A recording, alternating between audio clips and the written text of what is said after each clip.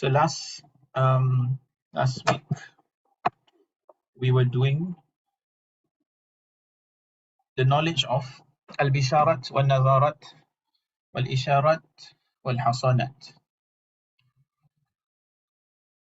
Just a brief recap of what we discussed last week.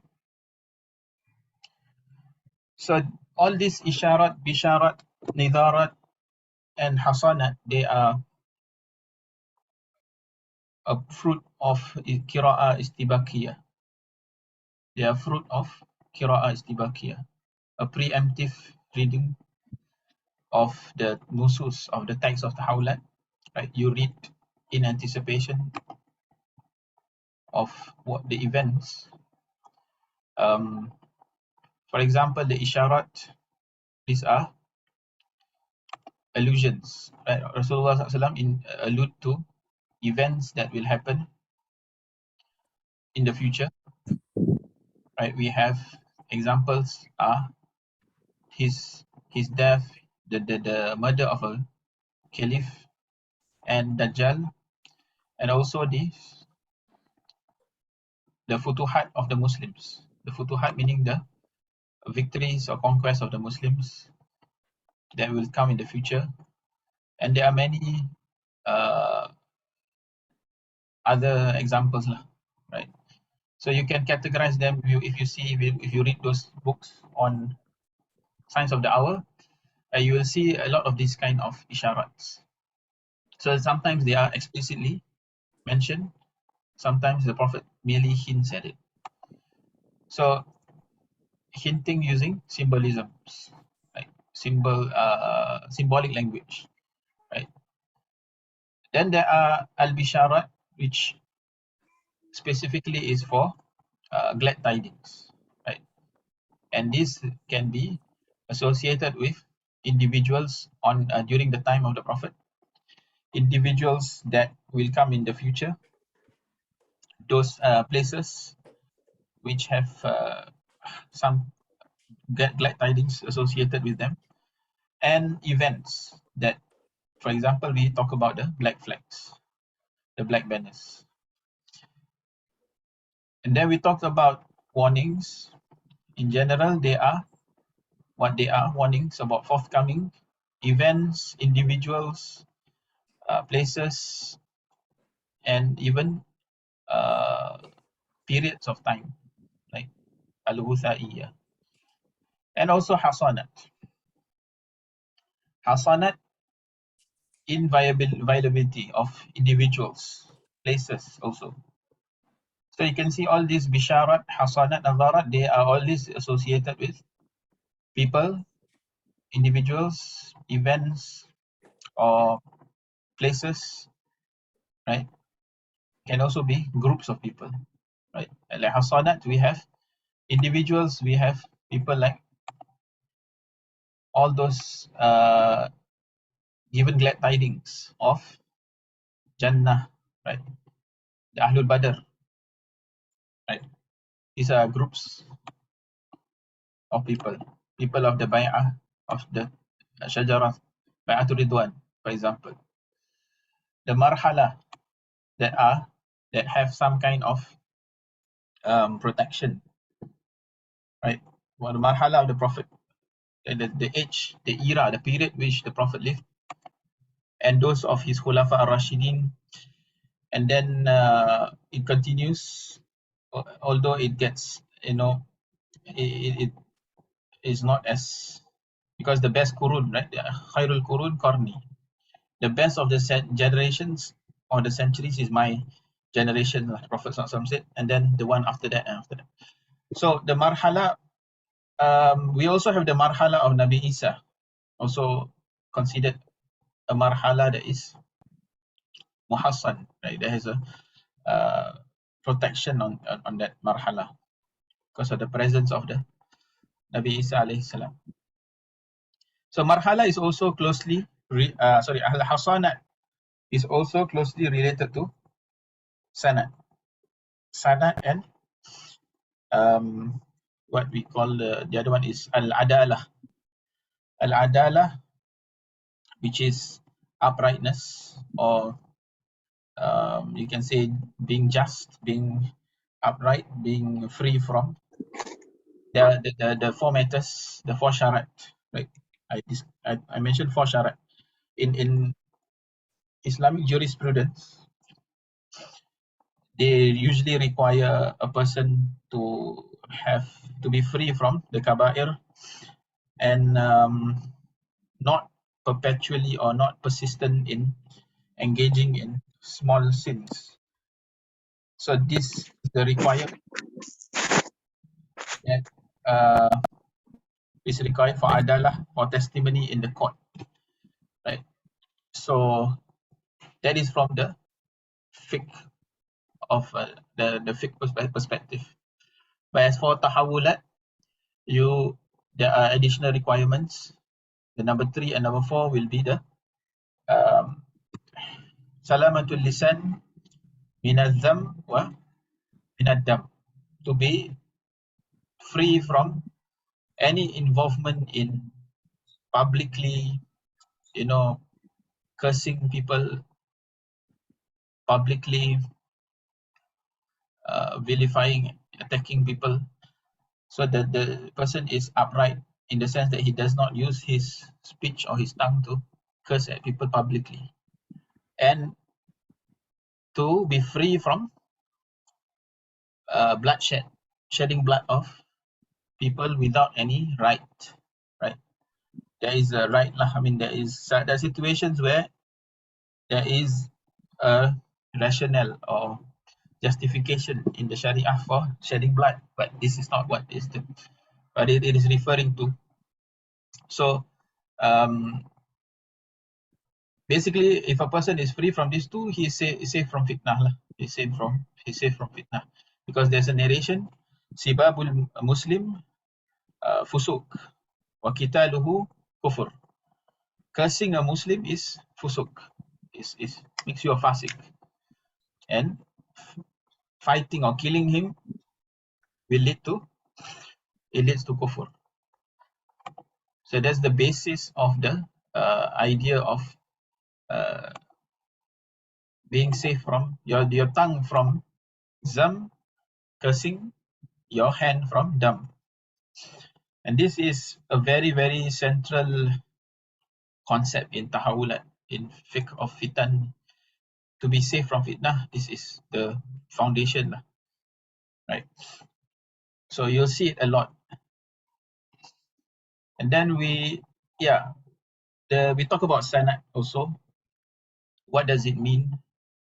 Basically, it's a chain of transmission of knowledge from a teacher to his student, all the way up to the Prophet sallallahu alaihi wasallam. Not just a transmission of verbal knowledge, but also the understanding, right? The understanding, the methodology, right? So a student carries that understanding that his teachers carried. So you can't have a student who follow, a traditional Ash'ari, Shafi'i way. You can't have a teacher who follow the Ash'ari and Shafi'i way, and then the student follows a la mazhabi, no mazhab, and then have some kind of other akidah that is contradict with the Ash'ari akidah. So even if that student has the sanad of his teacher, he is not really a carrier of that knowledge, right? So that is, we discuss about the tasalsul as-sanad, continuity of the sanad. These two, tasalsul as-sanad wal udul, this is the means of hasanah for the age of Ghutha'iyah, because we are now living in the age of Ghutha'iyah, the period of Ghutha'iyah, which is post the colonial period, after the colonization of the Muslim world. From that point onwards is all Ghutha'iyah, right, until the time of Mahdi, Imam Mahdi. So the means of safety is only in following the understanding of the teachings through that's transmitted through the sanad and the upright ulama, right? Those who are upright, who are not involved in, right, who fulfill the 4 conditions I mentioned earlier, right? So that 4 conditions and also the continuity of the sanad, right? This ensures the person's knowledge, right, is sound, right? It is not, it's pure, it's pristine, it is not tarnished, right, by the all the corruptions that has entered into the education system through the hands of whether it's the colonial powers or other, people with other agendas. So back to our next topic. So we are still at we are moving on to a new, still under the 5, right? We mentioned earlier there are 5 knowledge associated with Tahawwulat. So we have gone through Fiqh al-Isharat wal-Bisharat wal-Nadharat wal-Hasanat. That's the one we went through earlier. Then we have gone through Naqa'i wal Nawaqid, Udillatul Fitan wa Asbabul Wiqayah. Right? And then what else have we gone through? I think last few weeks back.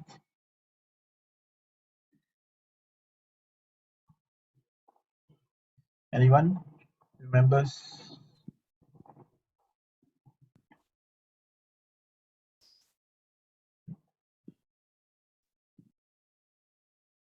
Okay, so so far only those 2 lah.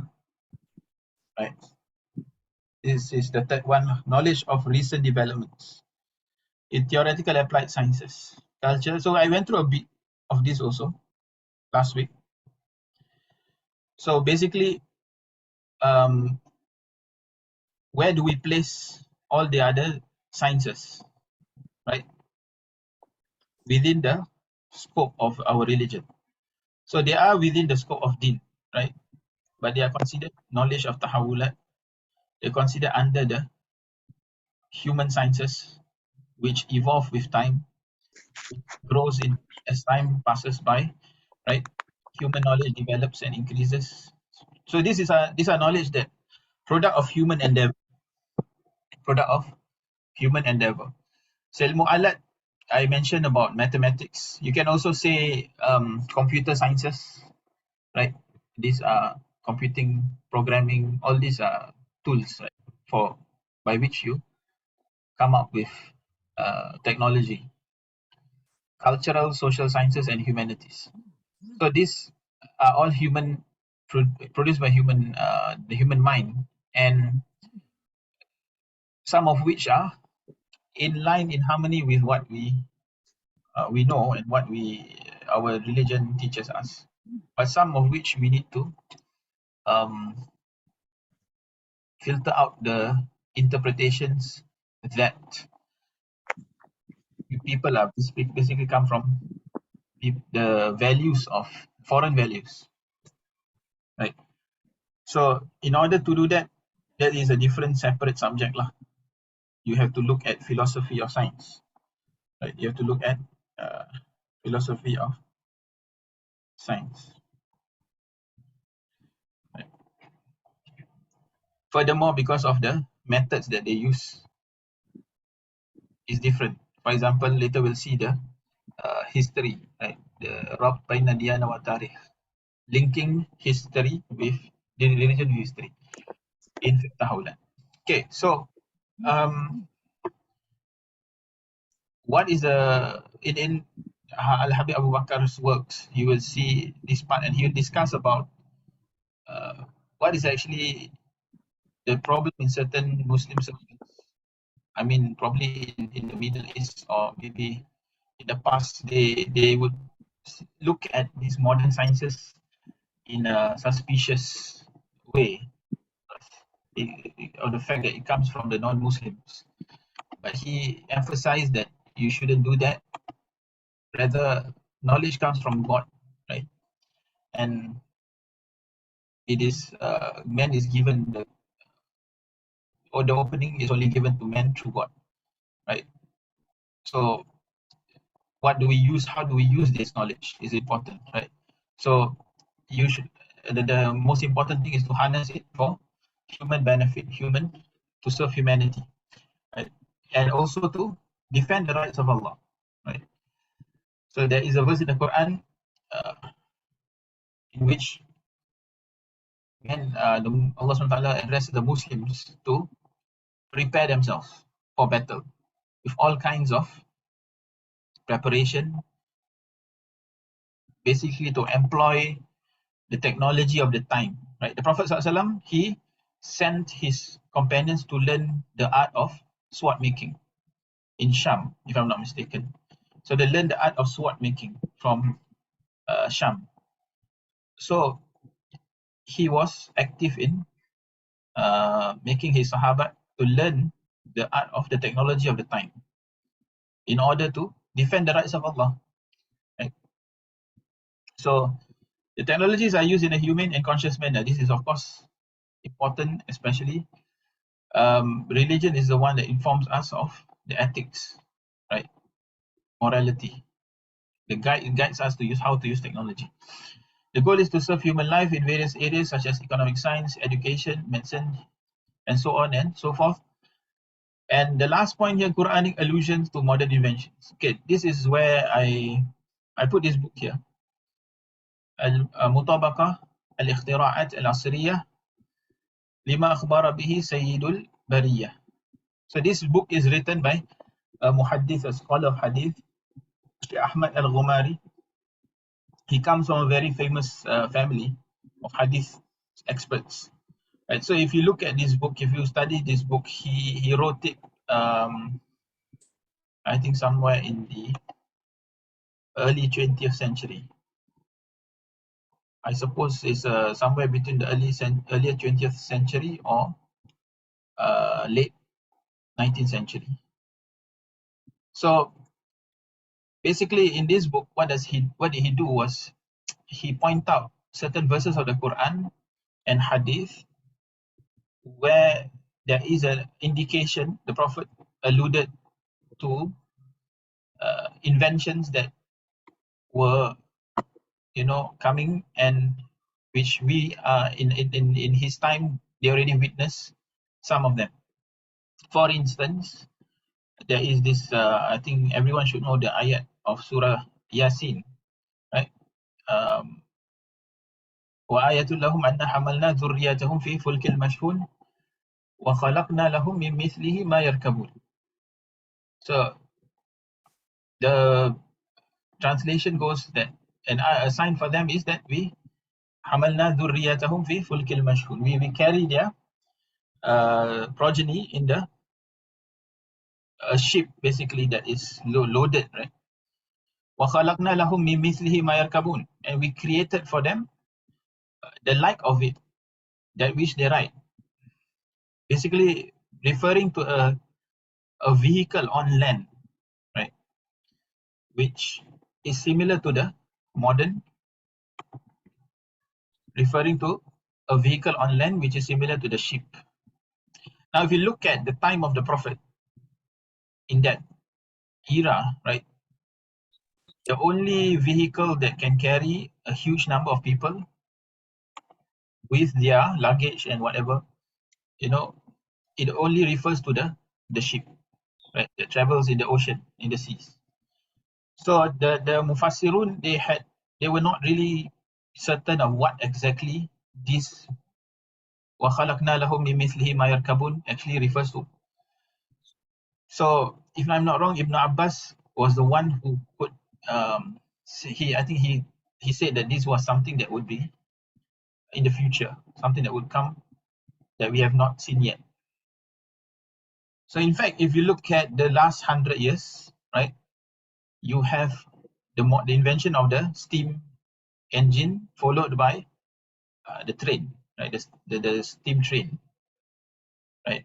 So this probably was the first invention, right, that could carry a large number of people on land, right? A large number of people on land together with whatever their, you know, they carry with them, their load, their luggages. So in a way, it is similar to the ship that is on the sea. So this is the miraculous, nature of the Quran. So this is one of the many examples, right, that Sheikh Ahmad Al-Ghumari mentioned in this book. Okay, so another one is he mentioned about إِذَا الْوُحُوشُ حُشِرَتْ. So that is also you might familiar ayat, right? You might know because it's in the Juz Amma. إِذَا الْوُحُوشُ حُشِرَتْ. So if you look at the translation, when the wild animals, right, wild creatures are gathered, إِذَا الْوُحُوشُ حُشِرَتْ. So if you contemplate that, you see this ayat can have multiple meanings. One of it is, what we see in the world today, where wild animals are gathered. Where are wild animals gathered? In every country, you have people gathering wild animals in the zoo, isn't it? Right. So in the zoo, the wuhushu hushirat. So this is a phenomena that only occur, according to him, is something that is quite recent. Wallahu alam, you need to look at the history of zoos. Yeah, but I mean, at the modern scale of course, if there were in the past zoos in the past, in ancient times, they were probably not as extensive as today's modern zoos lah, right? And as widespread all over the world. So yeah, we do not deny that it can refer to the Yaumul Qiyamah, where the animals are also gathered together also, right? And so it carries multiple meanings basically.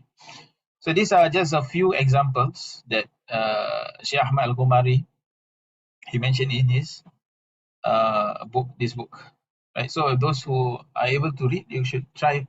You can search for this book, right, and read up on it lah. It's quite interesting.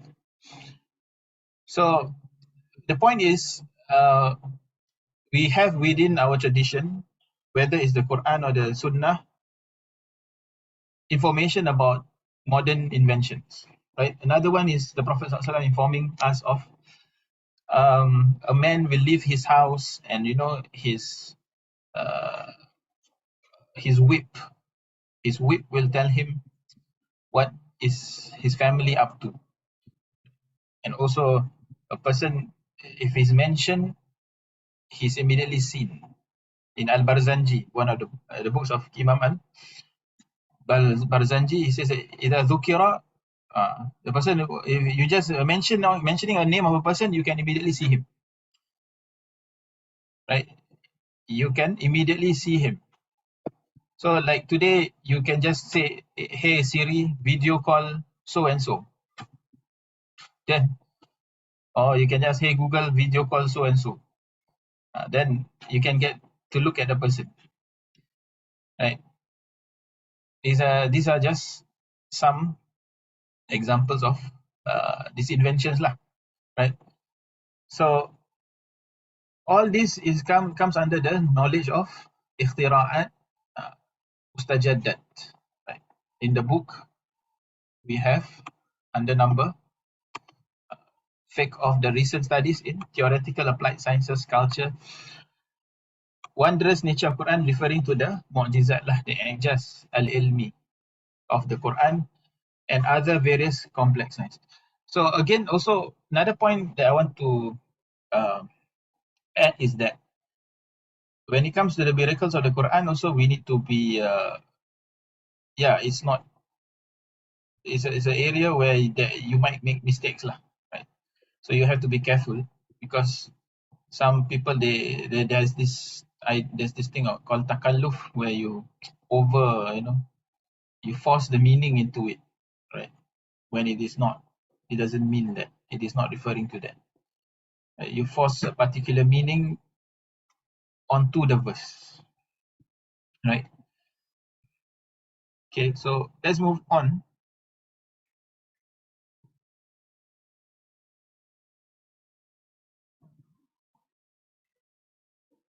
So this is number 4. The fourth knowledge of Tahawwulat is the knowledge of Ashrat, al-Kawniyah, wal-Kawarith. So what is this about? So this is basically about um, non-human science, SIGNS, right? Cosmological, environmental, catastrophes. So these are things that are beyond human control. Beyond human control.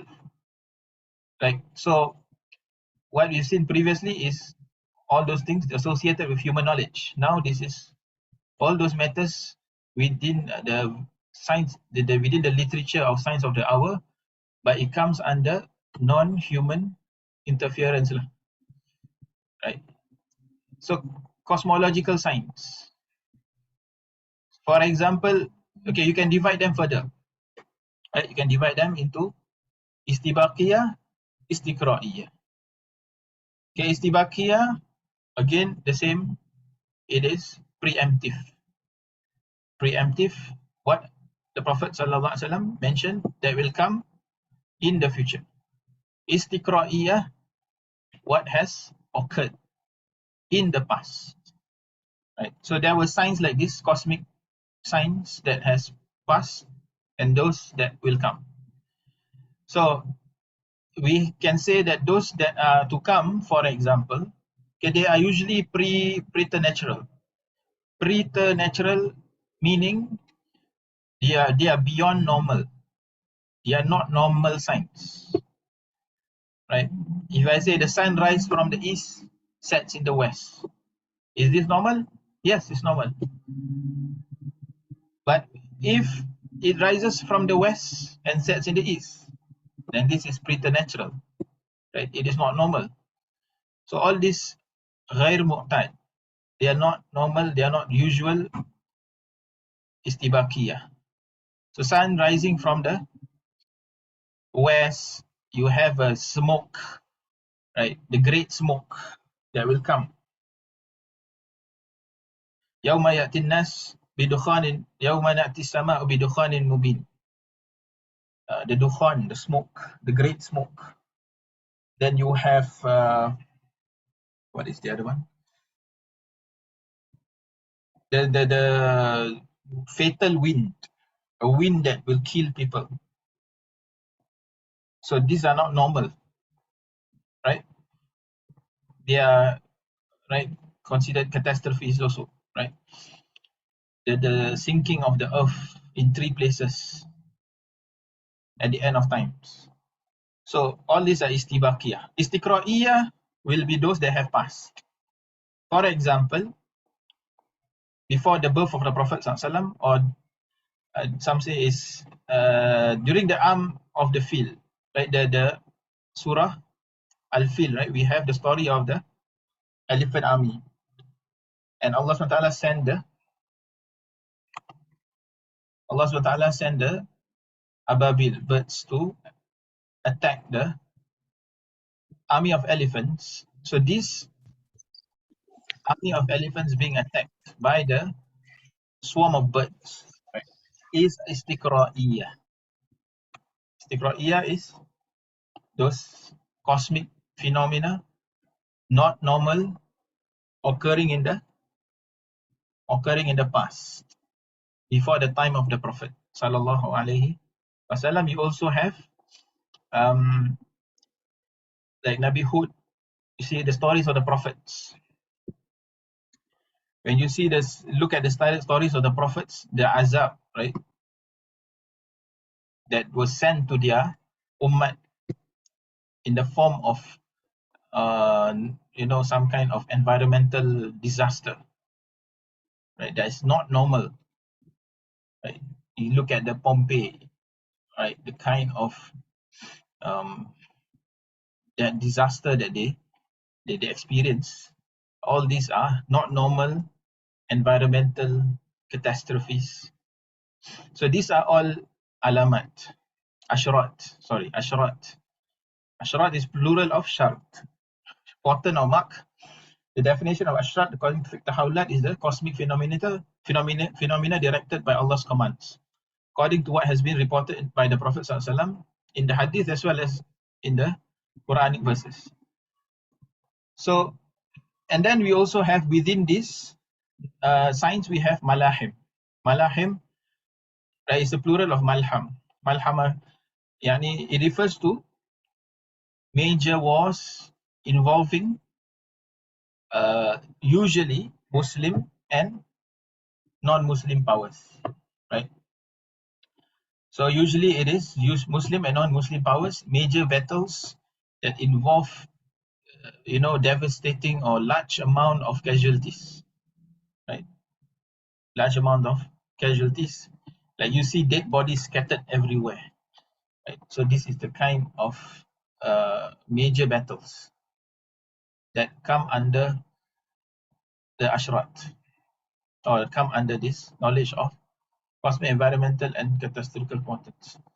So in some book, some of his work, I think Malahim is not under this section.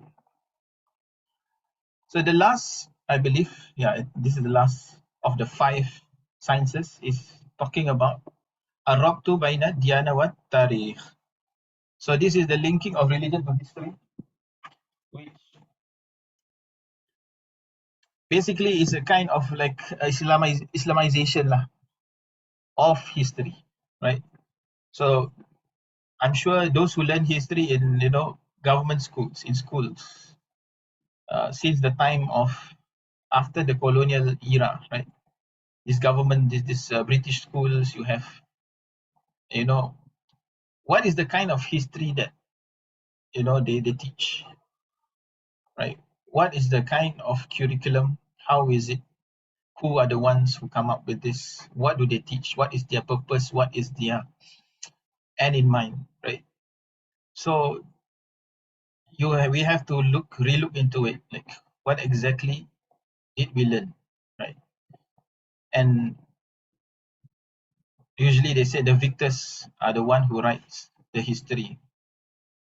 And what is the methodology they employ to write history? What are their sources? Where did they get the data from? So these are the questions we need to relook into.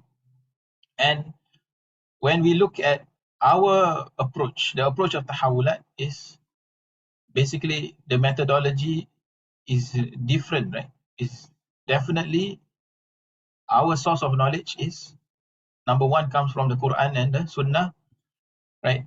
We start from not the beginning of mankind's life on earth, right? But we start all the way back before that, right? Because the Quran doesn't stop there. It goes beyond. It goes way back, right? To the creation of Nabi Adam alayhi salam, right?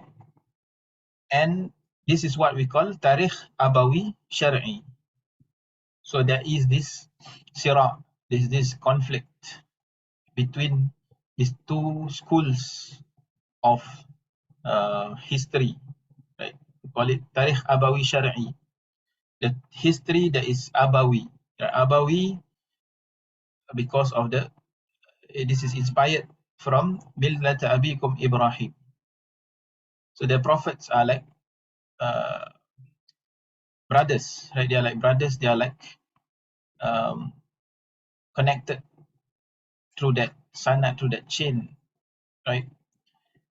And then there is all the way up to Nabi Adam, who is their father. So that's why it's Abawi lah.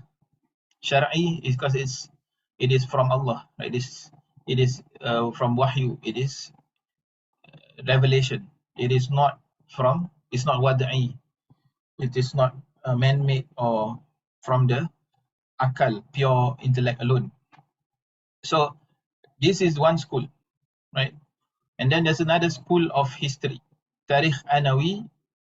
Anawi meaning egoistic kind of approach, which is inspired by Iblis, who is the Ana Khairun Minhu.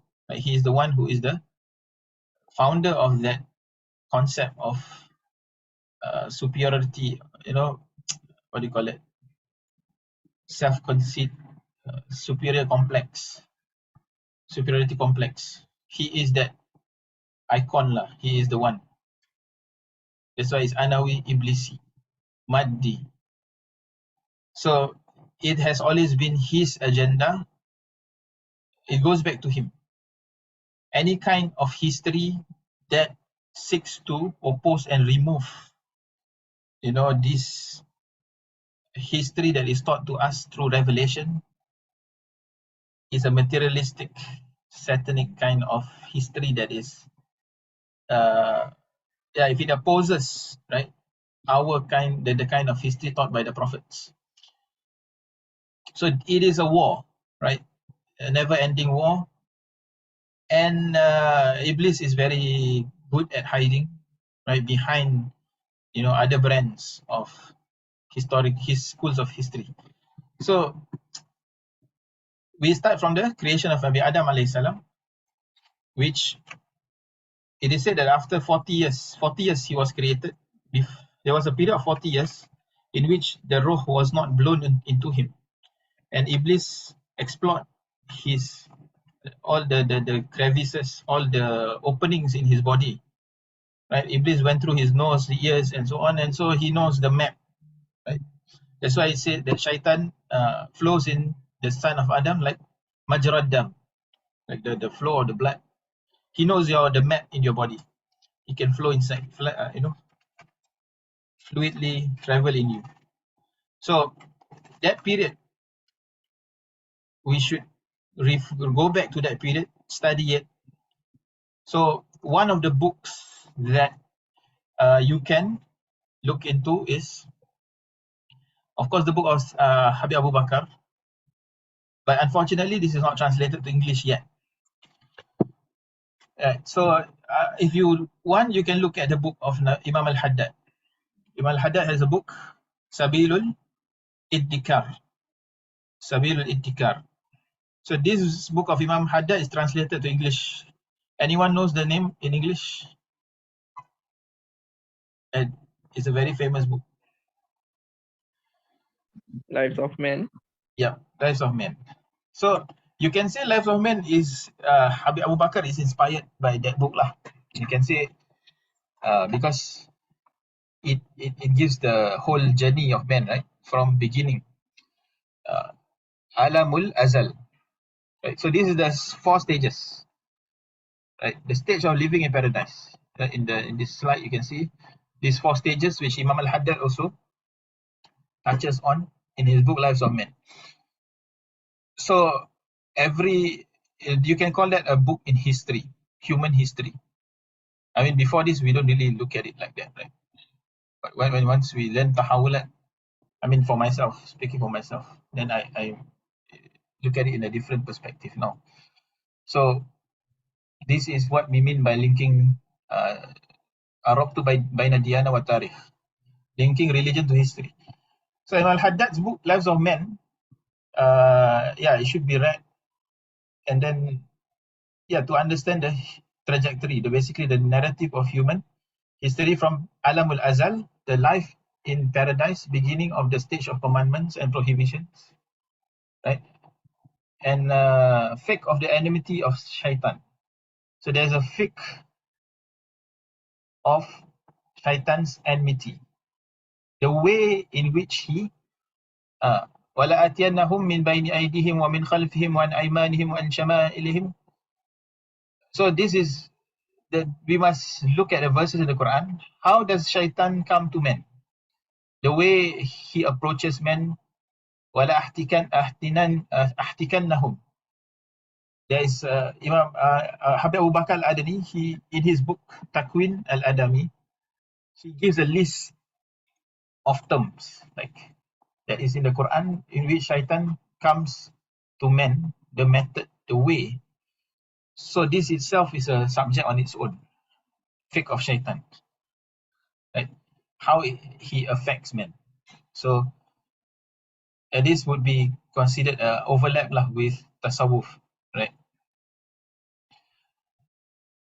So this all comes under alamul azal, the first alam, right? Understanding the creation of Nabi Adam alayhi salam, his situation in the garden, and the enmity of shaitan towards him, and what is shaitan's promise, right? What he wants to achieve in this world on the son of Adam, right? And then we go to the next alam, alamul amal wal ajal, which is the life on this earth, the study of the stage of descent to earth and functions of each side, good and evil in life. So pretty much nowadays, this discourse about good and evil, about angels versus Satan, and these are, sometimes if you talk about this, people look at you and wonder which era you are coming from. Like they look at it in some. If you talk about this, you are deemed to be backwards. So what has happened, to the minds of Muslims, some Muslims, right? When you discuss these matters, these ghaibiyat, these matters that of the unseen. So this is halal, right? This is what we are talking about. Halal fi qarar al-ilm. When there is corruption of knowledge, these matters of the unseen become something strange, isn't it? And if you look how does this happen? When does it start? Which generation? Right? Our parents' generation, or is it before that, or when? Those educated in the modern schooling system, right? Definitely, right? How much are they exposed to the unseen, right? Until it becomes something so strange to them, right? So, study of life in the intermediary realm, al-barzakh. So I recall a story lah. Basically, we need to inculcate this sense of the unseen in our children, to the extent that there's this Sheikh Muhammad Sa'id al-Buti, right? When he narrated this story in his book Hadha Walidi, about his father. It's a biography about his father. So he talks about his experience when he first had his onset of puberty. When he had his onset of puberty, he went straight to his father. He was crying. He was saying something like, "Today, the angels on my right and on my left, they have started to record my deeds." See, this is the kind of awareness he had, the kind of iman they inculcate. His father, of course, was a great salihin. Right? He was among the greats, you can say awliya Allah. So he managed to inculcate in his son that kind of awareness, of the ghaib. Yeah. So hopefully it inspires us lah, basically to inculcate in our children that kind of awareness, even if it's not a lot, even if it's a bit, right? So basically, the next one is the study of the life in the intermediary realm, al-barzakh, which is, and also the resurrection, alamul amad. Alamul amad is the third realm, number 3, alamul amad. Basically, the word amad, it comes from one of the verses of the Quran, amadan ba'ida. Amadan ba'ida. Yawma tajidu kullu nafsin ma amilat min khairin muhdara wa ma amilat min su'in tawaddu law anna bainaha wa bainahu amadan ba'ida. The day when kullu nafsin ma يَوْمَ تَجِدُ كُلُّ نَفْسٍ مَا أَحْضَرَتْ. So in the grave, the person who has been buried, he will find his deeds, the good deeds and the bad deeds, muhdara, present with him. Right? Present with him will be his good and bad deeds, and he will wish that there will be a large gap or large distance between his amadan ba'ida, between him and his evil deeds, between him and his evil deeds. So the alamul barzakh, resurrection and gathering, these are all alamul amad. And finally, the alamul abad, abadi, kekal abadi, right?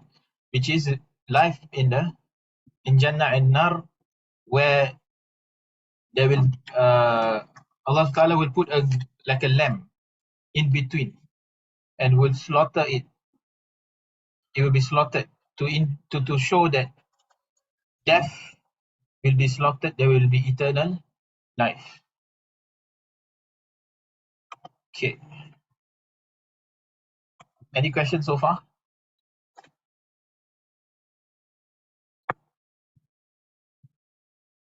So we have covered all the 5 fiqh of the bond of Sharia between religion and history. So next chapter is quite related to what we have discussed. Basically, is expansion of the link between religion and history. So we talk about the text referring to different stages. For example, the period of revelation and the period after the revelation, preemptive text, istibaqiyah, from the time of the Prophet until the occurrence of the hour. And lastly, those nusus, those texts which study the matters which before the Prophet's era, right? So these 3 categorization, you can say this is something that is new to the literature of fiqh of alamatus sa'ah. So far, no one in all the scholars, they do not discuss, break it up like that. Only Habib Abu Bakar categorize it like this because of the linking of religion with history. So the whole human history, right? You need to look at the nusus from the beginning of time of Adam alayhi salam all the way till the end of time, and you may extend it to the alamul abad. So next one, just briefly go through a bit of this. We will go through in further detail next week, right? So just to touch on this, sunnah al-mawaqif. So part of the knowledge of al-Tahawwulat is to understand the these 2, you can say, I don't want to say new, it's newly coined names or newly coined terms, right? Because prior to Habib Abu Bakar al-Adani, there were these names, these terms were non-existent. So he came up with this al-mawaqif wa dilala, sunnah al-mawaqif and ad-dilala. So what you need to know first and foremost, mawaqif refers to standpoints or stances. So when things happen, right, how was the Prophet's reaction to tahawulat? What did he do? What stances did he take? Right. He and his khulafa, sunnati wa sunnah khulafa ar-rashidina ba'di. My sunnah and the sunnah of the khulafa. So there is this narration, right, that talks about his sunnah and the sunnah of the khulafa. So the sunnah of the khulafa, what does it mean? Because we know about the sunnah of the Prophet. But if we talk about sunnah khulafa, then it must be something else. So what Habib Abu Bakar points out is that this is referring to stances, mawaqif, right? When things occur. For instance, what was the Prophet's stance with regards to the hypocrites in his time? What was his stance when right? When he encountered certain situations. For example, there was one Sahabat, Hatib. His name is Hatib. He was Ahlu Badr. If you know, Ahlu Badr is protected in a way. Ahlu Badr is special in the sight of Allah. So he was guilty of treason, right, for sending a letter informing of the Prophet's army preparations to Makkah. So Hatib was guilty of treachery, treason, which in today's context, if you are guilty of treason or treachery, right, is tantamount to what? In many countries, many governments might execute you, right, for treason. So the Prophet ﷺ instead did not punish or did not execute him, right, because he was Ahlu Badr, right? And he said, لَعَلَّ اللَّهَ اطَّلَعَ عَلَى أَهْلِ الْبَدْرِ اطَّلَعَ عَلى أَهْلِ بَدْرِ. So perhaps Allah Ta'ala has looked upon the Ahlu Badr and forgiven them.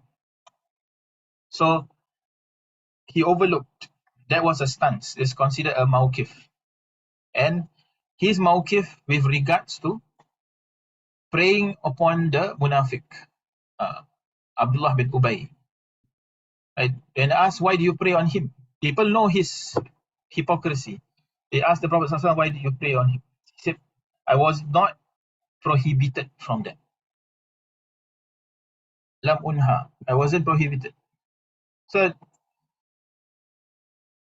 this is what it means when it says here, such matters as the text does not compel or bind them to a particular method.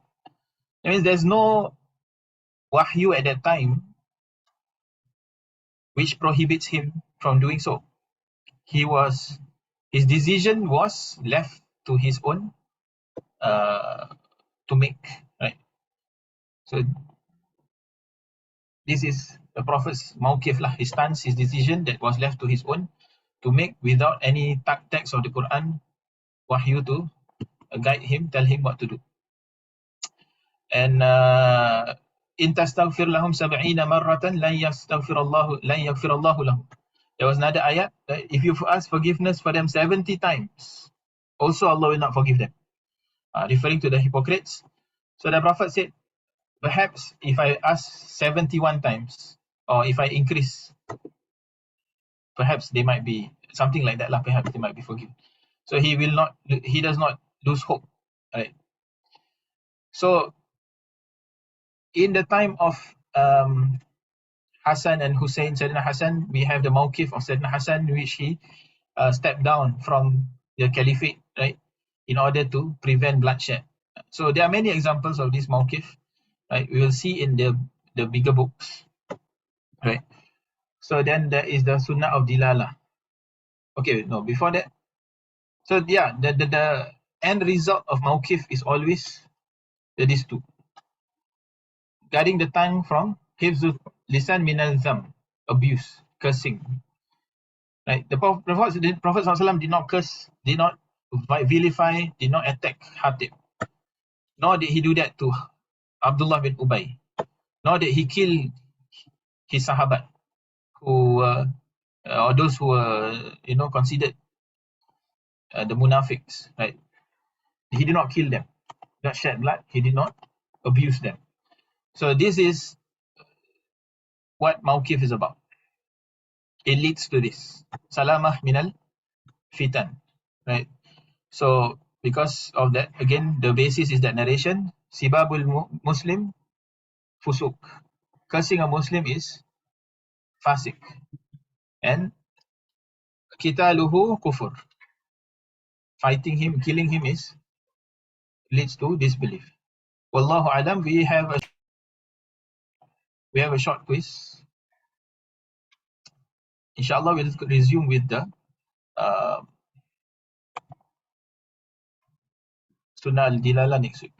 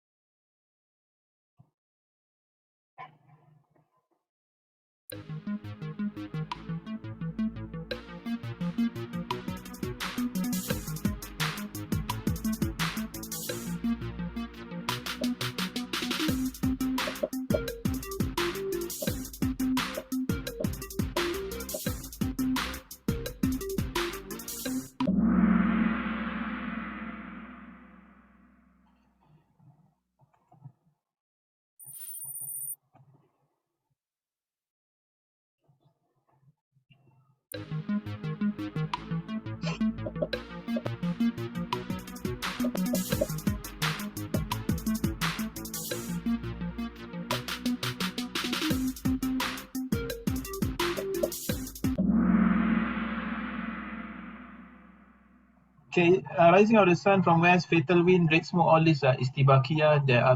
These are to come in the future.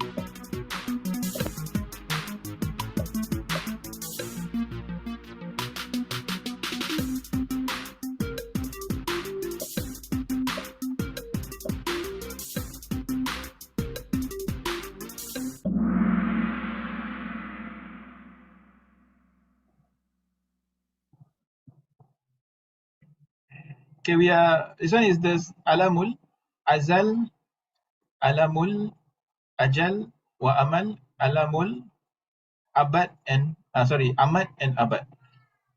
Right, the creation of Adam alayhi salam, the life in this world, the barzakh and resurrection, and lastly the abode of paradise and hell. 4.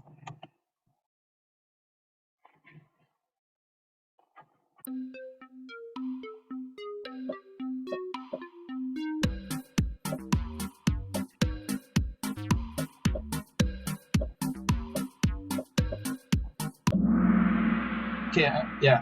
Actually, resurrection is also part of Ahmad.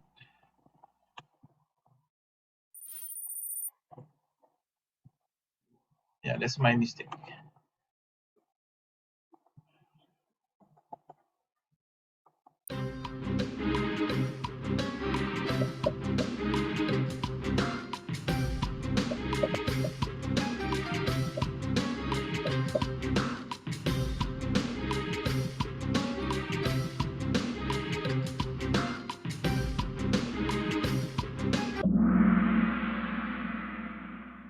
Yeah, I know I featured some of this book, The Provenance of Men, but it's not discussing about, it's just discussing the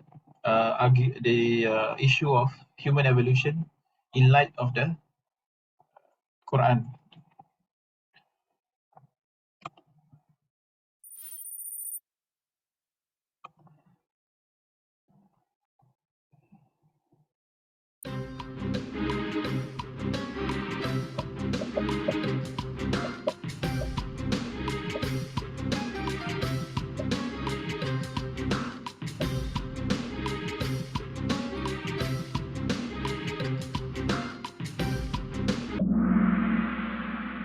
Okay.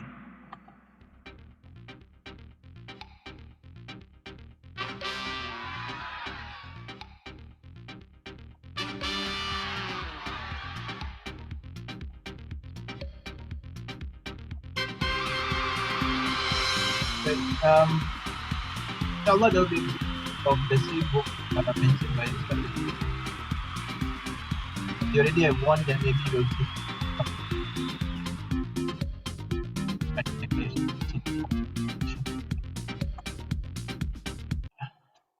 I'll look at who is the fourth and fifth lah. Because I think the second and third you all have received or have one before, right? Okay.